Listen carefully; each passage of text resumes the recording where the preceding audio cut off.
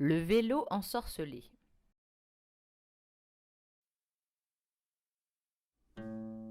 Un beau jour d'été, Gus le magicien rend visite à Fabio Wimber pour boire une tasse de café.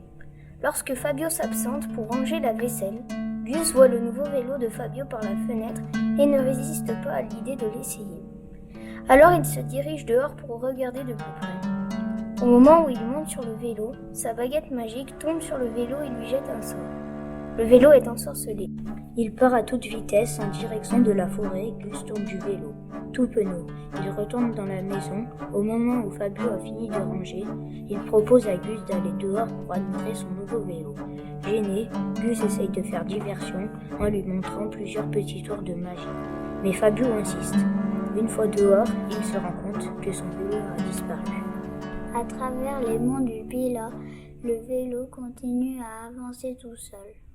Deux filles se promènent ensemble au milieu des bois en quête de champignons. Les deux meilleures amies croisent en chemin Édouard, le chasseur de serpents, qui leur fait peur en leur montrant fièrement son sac rempli de serpents. Les filles sont effrayées et tentent de faire demi-tour lorsque des serpents sortent du buisson et les encerclent. C'est là que le vélo passe et par réflexe, elles se sauvent en sautant dessus. Les filles ne sont pas très stables sur le vélo qui roule à toute berzingue. Au moment où elles passent à côté du Dorlet, le vélo chavire et elles tombent l'une après l'autre dans la rivière. Emportées par le courant de l'eau, elles se transforment en leurs animaux totems, car elles se transforment toujours au contact de l'eau. Emma en tigre blanc et Johanna en poney. Les animaux ont du mal à lutter contre le courant puissant de l'eau. Ils sont au point de se noyer quand Drigon le dragon qui passait par là vole à leur secours.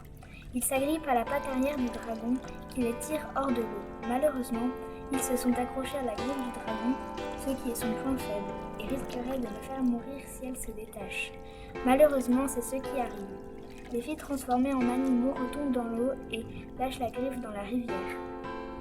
En aval de la rivière, Léon la souris est en train de pêcher et il attrape quelque chose avec sa canne à pêche. Puis il voit des animaux se débattant dans l'eau. Il leur tend sa canne à pêche pour les sauver.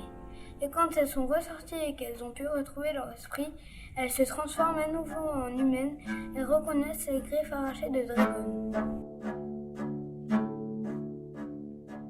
Pendant ce temps, Fabio et Gus sont à la recherche du vélo.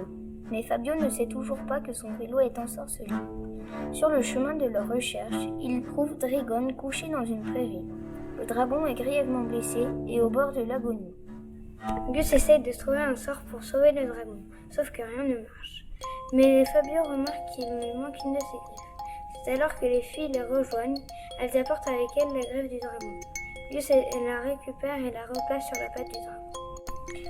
Le dragon se réveille et pour remercier les personnages qui l'ont sauvé, crache de la glace pour stopper le vélo ensorcelé qui passait devant eux.